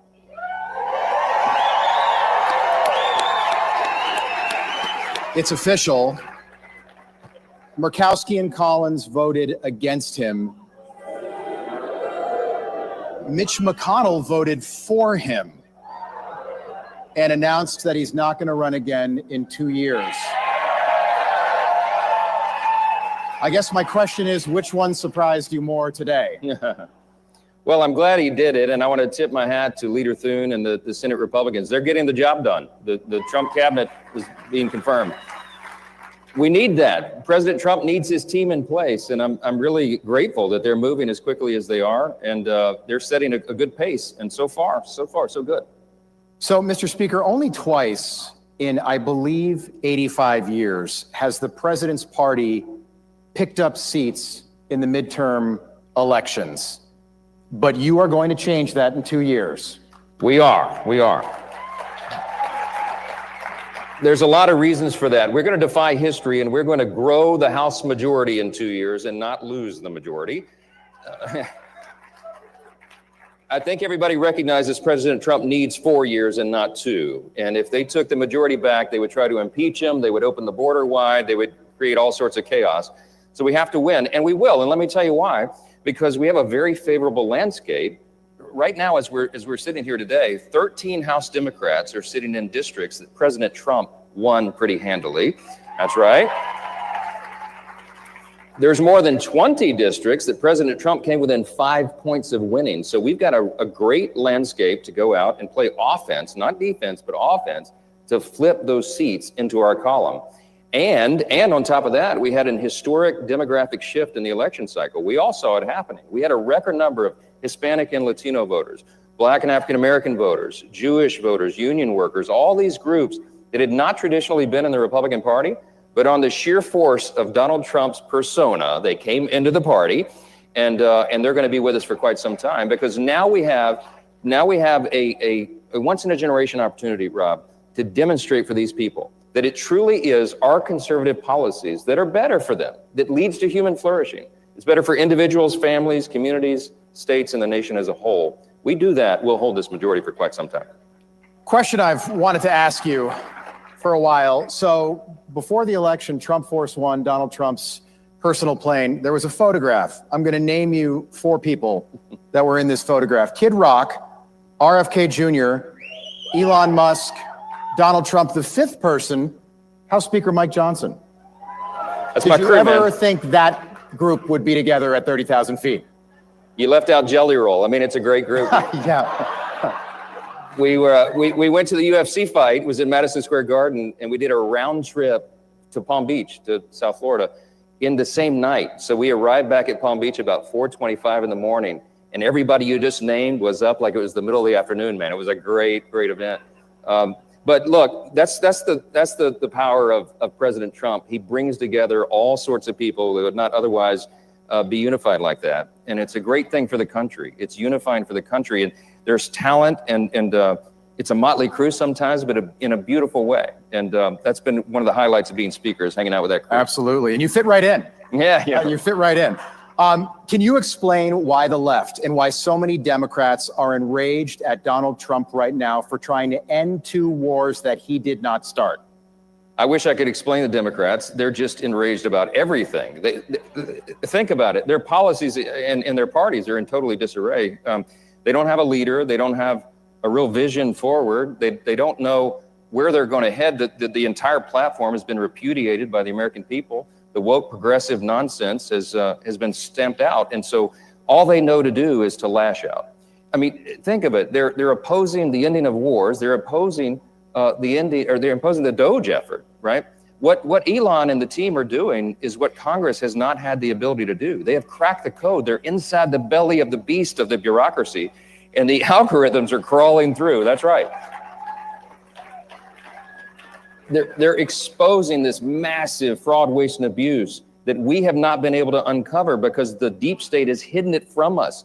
This is a revolutionary kind of moment. It really is. And I told Elon in his office Monday before last, I said, you think of this like a scientist and a data analyst, and I think of it like a constitutional law attorney and a historian. Elon, what we're going to do here is bring back the founders' original intent for the federal government, right? I mean, Rob, you know, you're a student of history as well. The founders wanted a lean, small federal government. They wanted most of the power pushed down to the states, as you know, and they wanted the federal government to be closely monitored by the duly elected representatives of the people in Congress. The problem is Congress has not been able to do that job because they've been hiding the evidence, hiding the ball. Elon's on the inside, and that's why the Democrats are so nervous. He is right over the target right now. Yeah. It's been remarkable to see the Department of Government Efficiency. That's what DOGE stands for. Department of Government Efficiency. And Democrats are almost in this un-American position right now of being against their primary mission, which is to save the American taxpayer money, which to me doesn't make any sense. They like to spend the taxpayer's dollar. I don't think that's ever been. They sure do. They're for big government. That's what big government progressives do. They want the government to control every aspect of our lives. And the last 4 years, Biden-Harris administration, it was, regulations on steroids. And so now we have an opportunity to fix everything. We have a very ambitious, very aggressive legislative agenda because we have been given this opportunity by the voters to fix it. President Trump got 77 million popular votes, right? Yeah. In the House, House Republicans got 74.8 million popular votes. That's the highest total we've ever gotten. Wow. Yeah. So we see it as a mandate to dial all that back and to fix it. And you're seeing that happen very aggressively. The president is over 300 executive actions already, and we're going to codify so much of what he's doing so that the next team can't unwind it. That's right. In America, we hold presidential elections every 4 years. We did so during COVID. We did so during the Second World War. We did so during the Civil War. During the War of 1812, the White House was burned to the ground 3 months before James Madison was elected. How important is it for Ukraine to hold presidential elections? Well, it's very important, of course. And because they were canceled last spring. That's right. That's right. And the president has pointed that out. And they claim to be a democracy. That's right. We need an end to the conflict. And what I've explained, I've done 2 panels at 2 different events this morning. I started the Republican Governors Association. They asked me about this, and I went to the big business leaders, Fortune 500 executives there. They all want to know the same thing. What is President Trump doing there? I said, you got to give him room to operate and do what he does. He's doing a level set, right? You've got to get both parties to come and bring about an end to this conflict, which will serve America's interest and everybody's interest around the world. But I think of it very much like a mediation or arbitration. If you're a lawyer, I'm a recovering lawyer, forgive me, I think of those terms. But when you start a mediation, you start an arbitration between 2 parties, you don't bring them into the room for that first meeting. You do it separately. So I think Zelensky complaining that he wasn't invited to the first meeting with Saudi Arabia and Russia is misplaced. I mean, what Trump's trying to do is do a level set, put the conditions in place for that real negotiation to happen, and we've got to allow him to do what he does. Remember, he wrote The Art of the Deal. He knows what he's doing. Absolutely. Okay. If that level set takes, let's say, 3-6 months, or it drags on, do you see another funding bill for the war in Ukraine? Look, there's no appetite for that. What do you think? No. Yeah. We got our answer there? We have to bring it to an end. And I can tell you that our European allies understand the necessity of this as well. It's drug on too long. By some estimates, Russia's lost almost 700,000 troops, maybe more. The Ukrainians have suffered great losses. We have to bring an end to the conflict. President Trump is exactly right. It's time for it to end. And he is the brute force, I think, that can make that happen. The president said that a percentage of Doge savings could maybe go back to the American people in the form of what he called Doge stimulus checks, something like 20%. How would that work? Well, look, I mean, politically, that would be great for us, you send everybody a check, but really, we have to think of it, I think, in a That just got everybody's attention, by the way. I know. I just saw everybody look up all of a sudden. I know. Yep. But if you think about our core principles, right, fiscal responsibility is what we do as conservatives. That's our brand. And we have a $36 trillion federal debt. We have a giant deficit that we're contending with. I think we need to pay down the credit card, right? That's what I think we need to do. Mr. Speaker, we keep hearing about this one big, beautiful bill. Tell me how big, how beautiful? Oh, it's going to be so big. I shouldn't do it that way.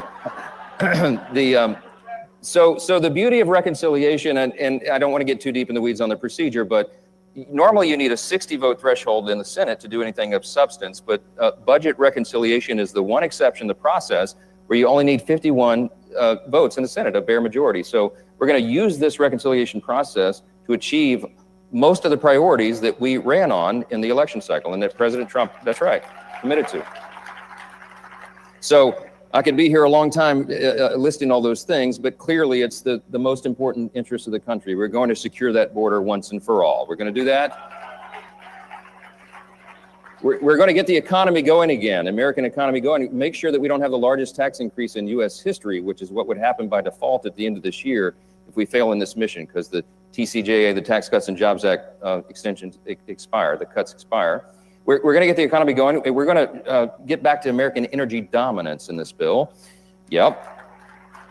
And we're going to take a blowtorch to the regulatory state, get the bureaucracy back in check. Lots of details, lots of subcategories under all that, but it's going to be a big, beautiful bill. And it has to be by necessity, because that gives us the highest probability of success, remembering that I have a small margin in the House. One. I have one vote for much of this. What could go wrong, Rob? Right, it's going to be fine. Right.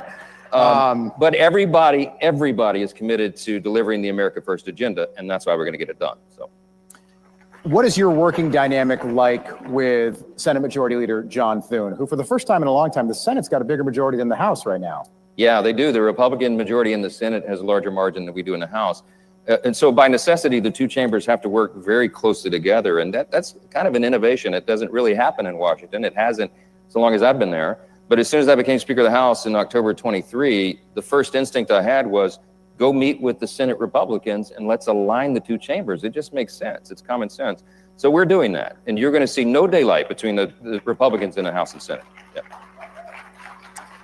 Mr. Speaker, there was some reporting this week that the Democrats are planning what they're calling a super ticket in 2028, Kamala Harris and AOC. Are you prepared for that? Oh, let it be so. Let it be so. Wow. Is that real? Is that real? That's an actual legitimate, well, I use that word legitimate very loosely nowadays with the media, but that report is out there, we'll say. Wow. I don't know That's who would amazing. run for president and who would be VP. Oh, wow. Yeah. I so hope that happens. Do the Democrats, do they have a leader right now? No, they don't. They don't have a Is there leader. any leader at any level? Or is it still Joe Biden? Well, he wasn't the leader for the last 4 years. They really are in a real bind. They don't have a leader. They don't have a vision. They don't have a platform they can run on. They have to do a whole cloth reinvention of the party, but they're very divided right now because they're in the blame game as they do the autopsy of what happened in the election cycle. So it's an interesting time. Look, our party's in great shape right now. We are very unified. We have a broadened coalition. That's exactly right.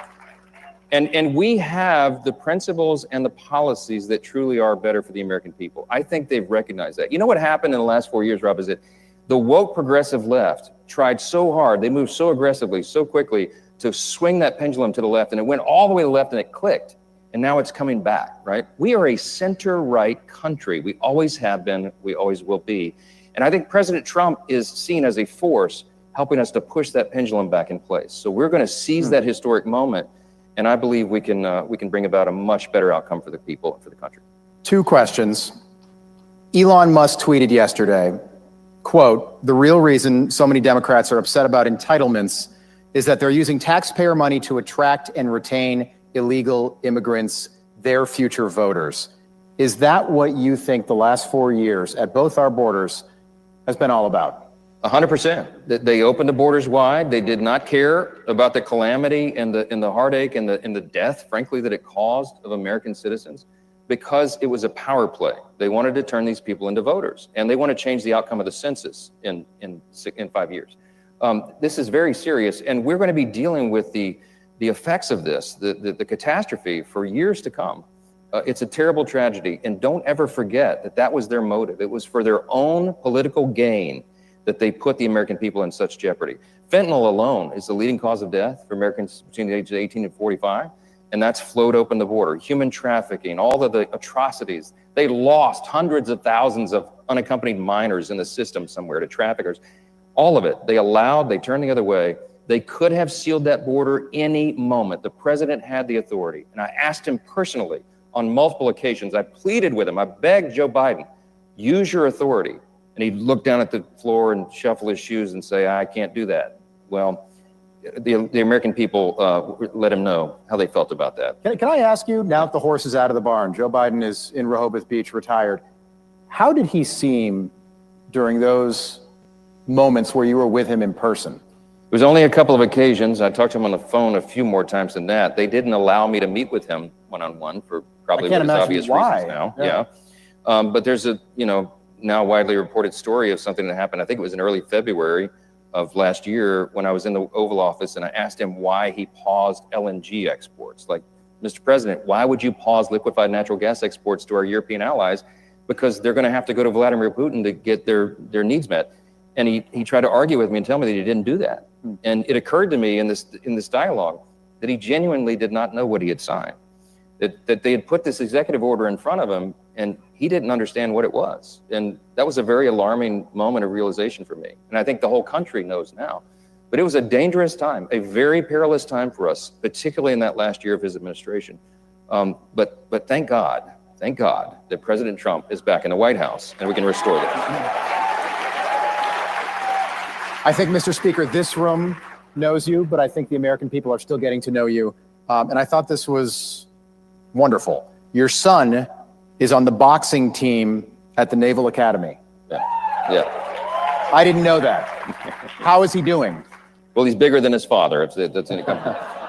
He's doing great. He made it to semifinals in the brigade, championship last Friday, and lost in a 1-point split decision to a young man that was 3 years older than him and had been boxing about 6 years longer, I think. So he held his own. He's been boxing for about 7 months. Okay, so 7 months and he's on the team. Yeah. He did jujitsu for a long time. He's a tough kid, but this is a different kind of. Does he learn that from his father? Oh yes, of course. I mean, of course. Yes. No, he's a tough kid. He's a great kid. He takes after his mother. Ladies and gentlemen, the Speaker of the House, Mike Johnson.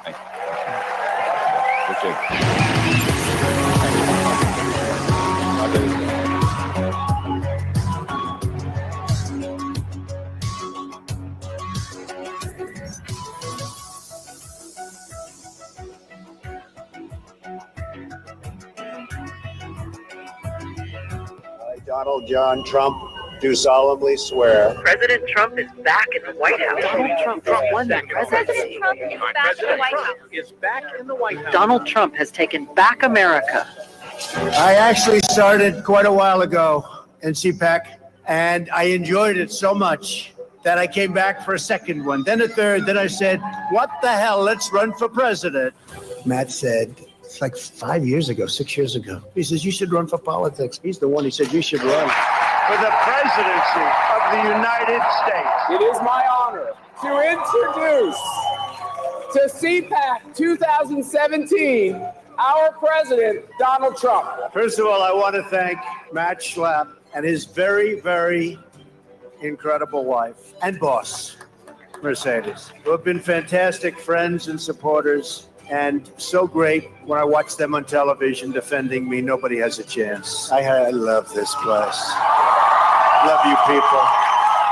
You never stop fighting for America, and I will never, ever stop fighting for you. We know that there are still more records to be shattered, new summits to be scaled, more triumphs to be realized, and more amazing history just waiting to be written. The American adventure has only just begun. God bless America, and we will see you next year. Thank you very much. You never stop fighting for America, and I will never, ever stop fighting for you. Hey everyone, it's Matt Schlapp with CPAC. You know, CPAC isn't just a conference. We're fighting 365 days a year on all the issues you care about. Please go to your badge. There's a QR code. Check it out and see the different centers we have at CPAC, whether it's fighting anti-Semitism or corporate responsibility or raiding members of Congress or state legislators or criminal justice reform. You name it, we're into it, and check it out right now. Everything they said about him has been wrong. I don't know how he does it. It has always been a battle against Donald Trump. Puts a very bright light on the two-tiered system of justice that only seems to go after President Trump. The reason why we want him as president is because he's not stuck in this kind of bureaucratic machination. He was very clear. If you hit your target, you were golden, and you could work and work and work and do a great job. He's a very inquisitive person who loves to talk about the economy. Trump does the same thing in a different medium. He's talking directly to the American people. That's why Trump is transformational, because he kind of came outside the Republican Party. He's a great closer. He understands what the most important issues are to voters. Not only is America a great country, but that we Americans are good people. Donald Trump stands for everything that's good, everything that we need, what needs to be changed in our society today. Think about that Trump supporter that was demonized, that was taken down, that was criticized, that was targeted. Think about that person out there. That is the one. They are winning tonight. The American people, they've spoken up tonight. We just lived through history. We're never going to say anything like this ever again. Being woke is easy when it was just a call to defund the police or end capitalism, right? It's a little different when your fellow ideologues start cheering for your beheading. And here's a question. This next video, does this look like London to you? The pro-Hamas protests making for a very interesting political moment at Harvard. A university recently ranked the worst school for free speech in America. What would Harvard do in a moment like this, we all wondered? A school that will expel you for using the wrong pronoun and making a pink-haired trans girl cry. Well, in this moment, Harvard just miraculously transformed into free speech absolution. Apparently at Harvard, there's nothing offensive at all, even though everything's offensive at Harvard. There's nothing offensive at all about celebrating the murder of 1,000 people, including a whole bunch of kids.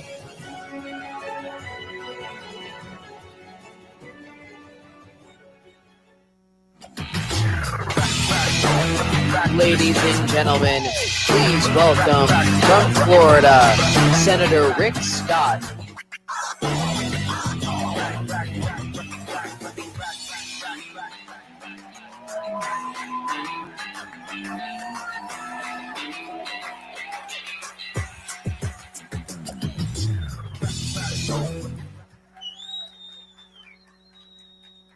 So, good afternoon. Welcome to the Capitol. What do you think about Kash Patel?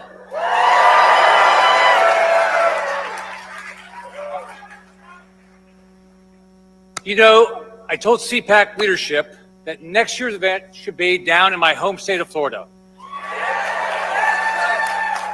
You know, we also have a great view of the Gulf of America. And by the way, the weather's a little bit better. I think it's about 75 degrees. So the first thing I want to do is I want to thank you. I want to thank CPAC for all your friendship and support. You know, last year I ran to be Senate Majority Leader. And many of you very vocally supported me. And I'll be eternally grateful. Your vocal support changed the Senate. You did it. Now, for too long, Washington has been known for all the wrong things. Big spending, no results. Waste, inefficiency. Washington is about enriching politicians like Nancy Pelosi. Yep. Bureaucrats like Anthony Fauci at the expense of the American people. Washington was always about protecting the status quo because the politicians in Washington made money off of it. Washington was about a radical social and environmental agenda, about forever wars, open borders, lies, and no accountability. Washington was about Washington. It wasn't about the American people who simply want to lead their lives without bureaucrats telling them what the hell to do. All of that is changing, and it's changing fast because of one person, Donald J. Trump being in the White House. Now, President Trump is bringing common sense back to Washington. He's bringing transparency and accountability back to Washington. He's working with great leaders like Elon Musk to bring efficiency back to Washington. And the Democrats are complaining like crazy, but he's changing Washington in record time. He's bringing the voice of the American people back to Washington. President Trump is making America great again. Now, what's he deserve? He deserves our thanks and our respect. But what's he get instead? He gets lies and obstruction for the Democrats, the mainstream media, and even some establishment Washington Republicans desperately clinging to relevance. Mitch McConnell supports Merrick Garland's nomination for Attorney General. He's already voted against 3 of President Trump's cabinet nominees. AOC, she's yelling about fascism. CNN is blaring that the Trump administration is a threat to democracy and ushering a constitutional crisis. Guess what? Here's the good news. They're the past. Their voices no longer matter. Their shadow can no longer hang over politics. They lost, the American people won. What happened last fall? President Trump and an army of supporters like you all across this great country started a movement. One that changed the country and reset our future for a golden era. The future is about you and your hopes and your dreams. It's about us. It's about amplifying the voices of the American people and finally giving the government they're paying for and that they deserve. Now, a couple years ago, in the midst of Joe Biden's disastrous presidency, or whoever was in charge, I put out a plan with some ideas to rescue this country from the radical Democrats who are trying to destroy our values and bankrupt us in the process. Now, the way the Democrats and establishment Republicans responded, you would have thought I broke the law. And the craziest part of it, I couldn't tell who hated more, Joe Biden or Mitch McConnell.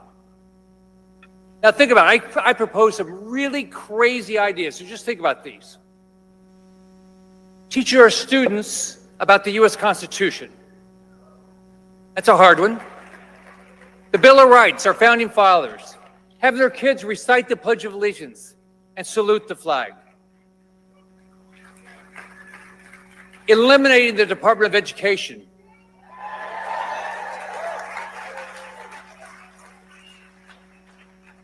Banning the federal government from asking American citizens to disclose their race or skin color on government forms. Funding our police and enforcing all of our laws. Securing the border, build the wall, name the wall after Donald Trump. Start growing the American economy, not the Washington economy. Enacting term limits for member of Congress. And federal bureaucrats. Protecting the integrity of the American election. Protecting, defending, promoting the American family at all costs.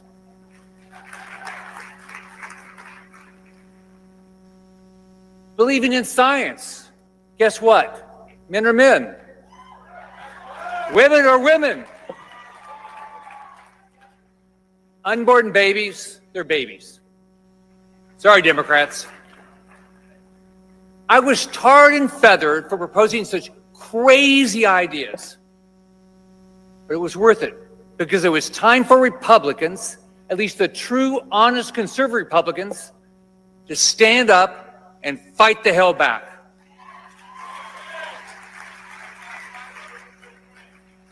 Now, here in Washington, we're seeing what truly fighting back gets us. The bureaucrats are scared that their lies are being exposed.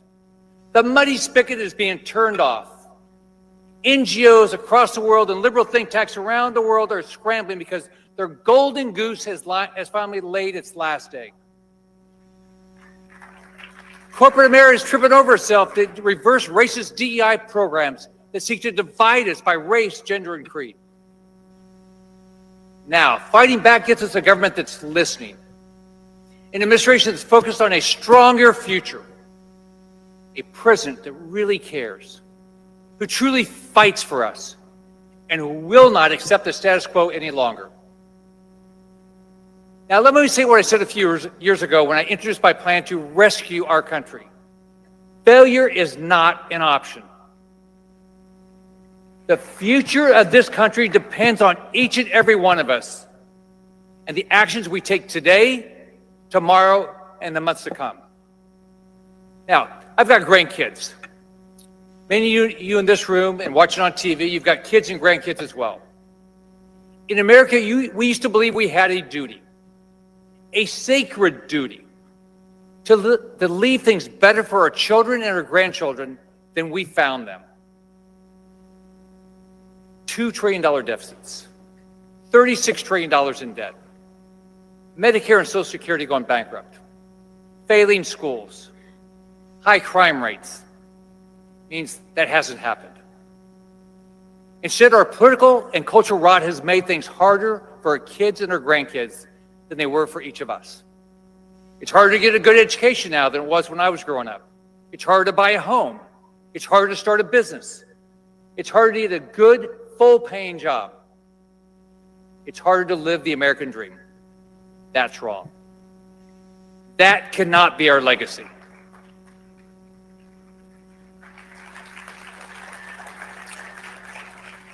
Those of us fighting side by side in the conservative movement have faced significant obstacles, even unfortunately inside our own party.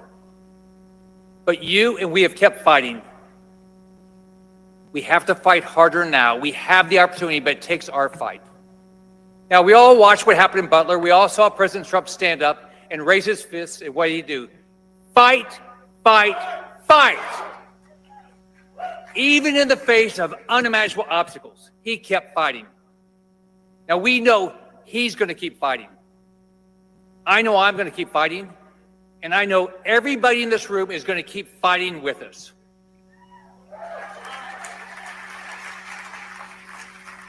Thank you for what you're doing.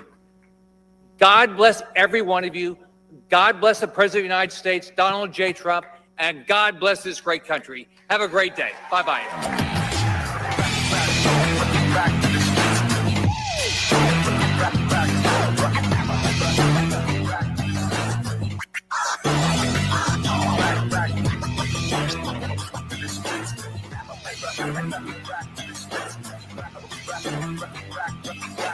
AARP really watching out for these days? They've made billions partnering with big health insurance corporations while opposing reforms seniors want, like applying big discounts to medicines directly at the pharmacy counter. Instead, AARP supports liberal price-setting schemes, giving politicians, not seniors, control over any so-called Medicare savings with no guarantees. Funds won't be spent on unrelated programs or pad big insurers' profits. If AARP and Congress believe America's seniors aren't watching, think again. Paid for by American Commitment. Every institution today is under attack.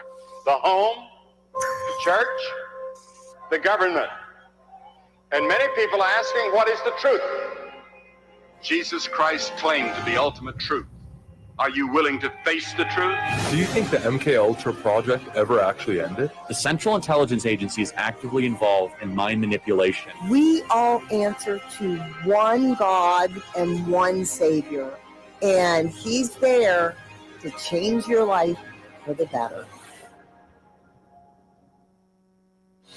Still under construction, but already the biggest news station in Poland. The only international TV station that interviewed Donald J. Trump. I'd like to say hello to the Polish people.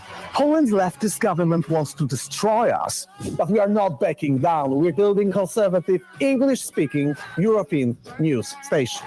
Join the movement. Support the revolution. Make Europe great again. This is Republica, the home of free speech. Hey there, scan your QR code on your badge so that you can view the agenda, check out our membership circles, and learn more about our centers. As I think it was President Reagan said, we're from the government. We're here to help. I think you all know that I've always felt the 9 most terrifying words in the English language are, I'm from the government and I'm here to help. We're from the government. We're here to help. Sources out there that are saying that Iran, their goal is to draw the U.S. into this broader conflict. There's no question that not only did the Iranian parliament come out and start saying death to Israel, you know that they've chanted death to America.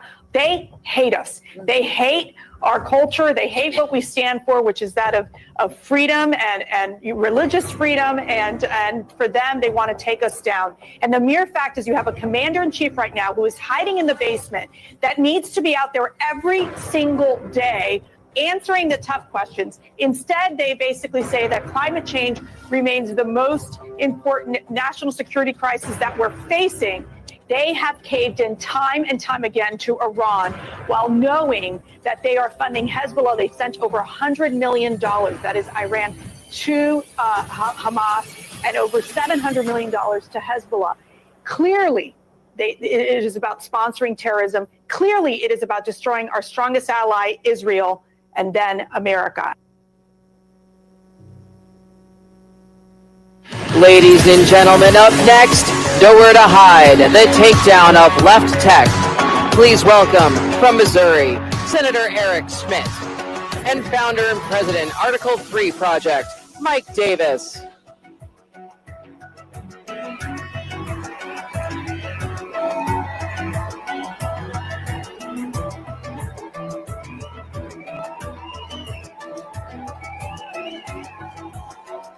Thank you, sir. Yeah, good to be with you. Well, thank you for coming. We're going to talk about big tech, Google, Amazon, Facebook, and Apple, and what we need to do to end their gatekeeping power over information and commerce. And this started under the Trump 45 administration, where we saw our 100-year-old antitrust laws get dusted off, and we ended big tech's antitrust amnesty, where we want to use antitrust, which is law enforcement, to go after these trillion-dollar big tech monopolists who they have too much power and they use that power for bad things, and they're anti-competitive. And we saw that the Trump 45 Justice Department started this. I always said that the only thing that the Biden administration did right was they continued President Trump's antitrust enforcement under the Biden antitrust division. And we're seeing with President Trump that he is fully committed to finishing the job with antitrust. You see this with his appointment of Andrew Ferguson to chair the Federal Trade Commission. And we're seeing this with President Trump's pick of Gail Slater to lead the antitrust division. And it's critically important because these trillion-dollar big tech monopolists, they crush competition, they shutter small businesses, and they cancel conservatives and others with whom they disagree. And I'll tell you, the tip of the spear in this fight has been Senator Schmidt from Missouri. He has been a warrior against big tech. And so I'm very pleased to talk to him today about these issues. And I just want to start this off, Senator, to just get your thoughts on antitrust and big tech generally and what you think needs to happen.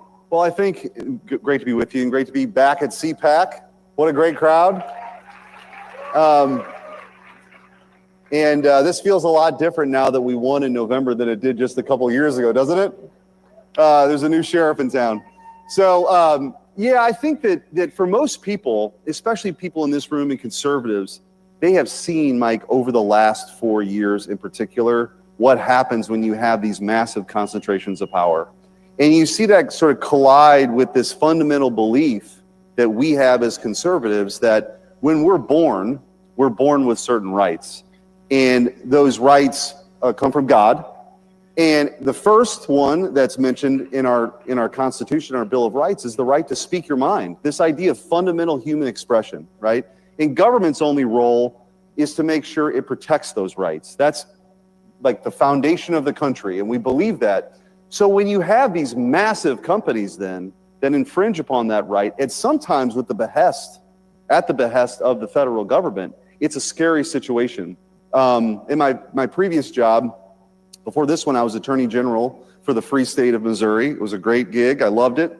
And we launched the Missouri versus Biden lawsuit, which turned into Murphy versus Missouri. But you got to remember, so I think it's important to sort of go back in time. In 2021, 2022, really before Elon Musk had bought Twitter, before Jim Jordan was holding hearings, we filed this lawsuit.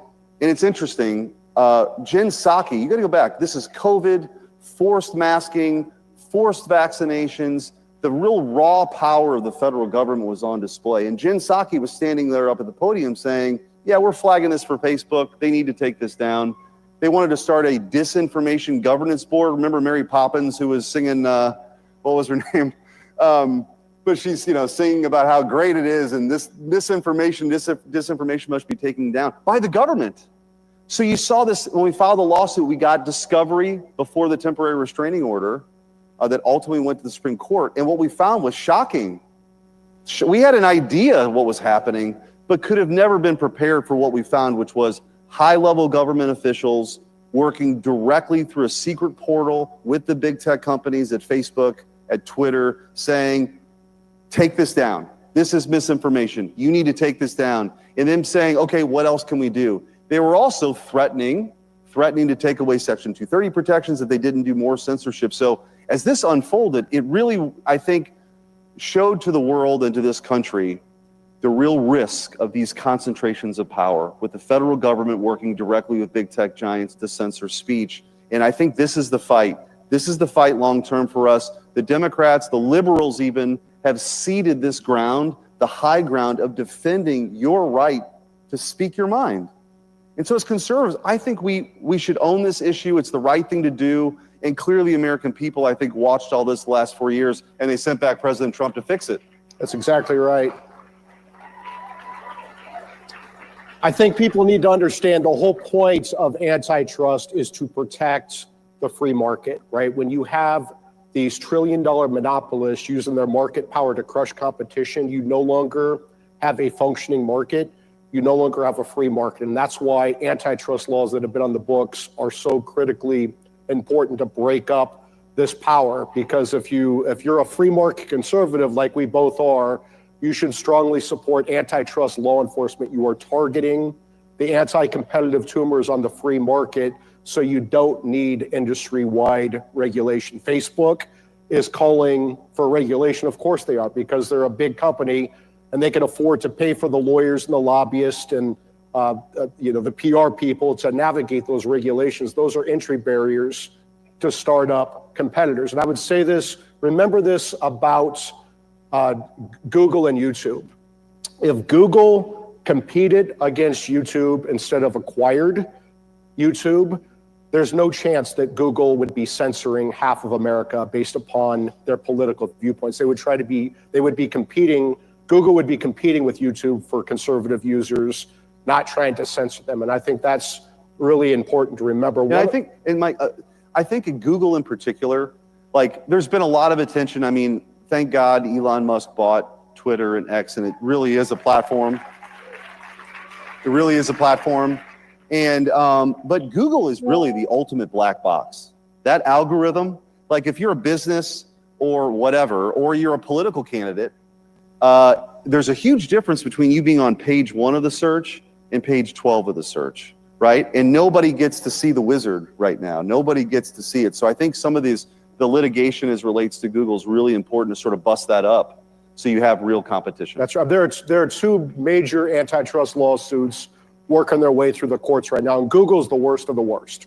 They're the worst actor. And one is on Google's search monopoly. When you go on Google and look for things online, that's their search monopoly. The bigger problem is Google has an online advertising monopoly, right? They use the money they make with their online advertising monopoly to fund their censorship. All their woke nonsense that they do is because they have this online advertising monopoly. And you're seeing lawsuits right now, again, started under Trump, to Biden's credit, continued under Biden. We need to finish the job with Trump's antitrust law enforcers like Gail Slater at the Antitrust Division. Another problem you're seeing with these big tech platforms is something like NewsGuard, right? Where they rate news services in schools like libraries and classrooms. And of course, they give conservative news organizations like Newsmax or Fox News or Breitbart, they give them lower grades. And so kids don't have access to conservative news sites. They get the liberal news sites like CNN and MSNBC, and that needs to end as well, because again, they're trying to control information and commerce in this country, and we just cannot let this happen. So, well, I think the other thing that's happening too, and we saw it, which is why it's such a great opportunity for us now with having President Trump in the White House, having a Republican House, having a Republican Senate, because we can actually put some structural safeguards in place too. For example, Section 230 protections, what is that? Back in the 90s when the internet was sort of becoming a thing, what Congress said was, okay, you're gonna be sort of immune from liability because you're a platform, right? People can go on there, as long as it's an open platform, you can't be sued for what somebody else says. And the idea was to have this democratization of information, right? What it didn't ever contemplate was that they would then be themselves sort of the censors, right? And so I think, by way of legislation, you got to pick. You're either going to be an open platform or you're going to be a publisher who can get sued, like 60 Minutes ought to get sued for the nonsense that they did to President Trump in the interviews. So they got to pick a team. And also, if you're a bureaucrat and you work to censor Americans, you ought to be able to be sued individually by a citizen, so it doesn't take an attorney general to have to go do that. You as an army of Americans can sue the censors. That would change, I think that would really change the incentive structure, which would be really important. And I can't miss the opportunity to point out just how exciting, as Mike and I and all of you believe, the founders believed in this system of checks and balances where we have, power is spread out among the branches, you have federalism. The whole intent was so that no one branch or no one person could get so powerful to take your liberty away, right? That's the whole idea. The whole point is to protect individual liberty. They could have never contemplated the administrative state as it currently is right now, right? This army of bureaucrats in buildings, by the way, they don't even show up to work anymore. About 6% of people are actually in the offices here in Washington, D.C. on any given day. But they have immense power over your lives, right? Over your lives. They can take away your liberty in some cases. They could take away your livelihood. And so what President Trump is embarking on, and you see just the histrionics every day, the Democrats are losing their minds because of DOGE and these efforts to strip away that power. And they should. They should, because the people of this country elected one person to run the executive branch, and he gets to make decisions on personnel and on policy. And you don't get to send millions of dollars to Guatemala for sex changes and think you're immune from having that money stripped away. That's what this fight is all about right now. So it's an exciting time. It is an exciting time. And I will say this to the big tech platforms like Google and Facebook. Thank you for paying for Trump's inauguration. I think Mark Zuckerberg donated $1 million. We appreciate that. It was a fun party. But Mark Zuckerberg spent, what, $400 million chasing President Trump out of office in 2020. So $400 million versus $1 million. I think he has a lot of catching up to do. And I don't think that he's going to buy antitrust amnesty from the Trump 47 Justice Department or the Trump 47 Federal Trade Commission. We've had these antitrust laws on the books for 100 years, and to these trillion-dollar big tech platforms, nobody's above the law. And so justice is coming. Yeah, and I think one other, with the time we have left, I just mentioned one other thing to kind of look out for. On the Judiciary Committee, I was telling Mike, I chair the Constitution Subcommittee. So we have jurisdiction over the First Amendment, the Second Amendment. So get ready, we're going to have some fun hearings and bring people in and hold people to account for trying to take away your right to speak your mind. So whoever's watching this, who engaged in the activity, stay tuned. But also, what's happening with DOGE right now, and it was so smart to start with these, with USAID, right, where you had all of this money flowing to DEI programming in Burma and LGBTQIA plays in Europe and LGBTQ Sesame Street in Iraq. I mean, this is like totally insane, but that's where this money was going. But it was funneled effectively through these NGOs, right? The Biden administration was also using these NGOs to bring mass migration into this country, to break up our sovereignty as a country, and they were also using it to help flag things for their vast censorship enterprise. And so I think we're going to do some investigating on who these NGOs are. And if you want to know why the Democrats, if you want to know why they're objecting so much to this, there is a lot of corruption that's going to be exposed. So let's go. I want to end it. I want to end this on this point. Senator Schmidt has been a warrior in the Senate for President Trump's cabinet picks and others, and Kash Patel was just confirmed today as our next FBI director. I remember when Kash was nominated, a lot of very smart people in Washington said his nomination was dead on arrival. Well, now it's Director Kash Patel, and I want to thank Senator Schmidt for all he does for President Trump and his nominees. This guy is a warrior. So thanks for your work too. Thanks for your work too. Thank you. Yep. All right. God bless you guys.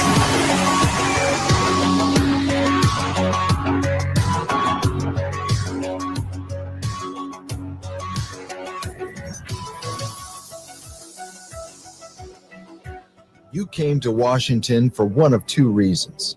Some of you came here for position, for power and fame. You came for you. But a few came to change this town. We came to be sandpaper to a culture that despises truth. Are you one of the few willing to stand in the gap for our nation? If so, come join us as we make America's national motto our personal declaration. We hold these truths to be self-evident, that all men are created equal. He will become the founder of a mighty empire. founders talked about this providential experiment that God had ordained and intervened at this unique moment in American history. Most of them believed there were no accidents in history. Americans of today should regain our bearings that our nation is no accident. Freedom, sovereignty, prosperity. The Patriots for Europe Foundation is on a mission to make Europe great again. Globalist elites have led Europe into a dead-end street. Violent crime has surged because of mass immigration. The Green Deal has put the future of the European economy at risk. Fake NGOs and the massive bureaucracy in Brussels are interfering in our democracies. Patriots must take action. We bring analysis. We organize debates. We build the network of patriots to challenge the woke narrative head on. Patriots for Europe Foundation. Ladies and gentlemen, please welcome Nigel Farage.